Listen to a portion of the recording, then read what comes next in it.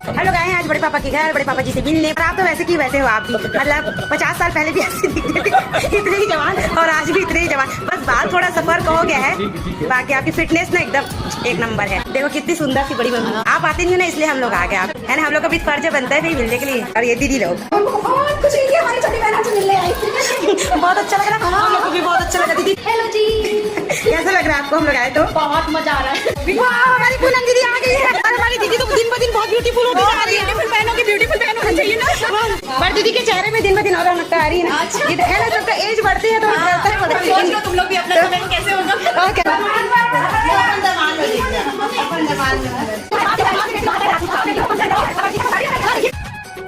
बहुत अच्छा लगा। बड़े पापा एकदम इमोशनल हो गए हैं सब लोग, सबकी आंखें दम हो गई, सबके पेट फूल फूल का दम हो गई है सबकी आंखें।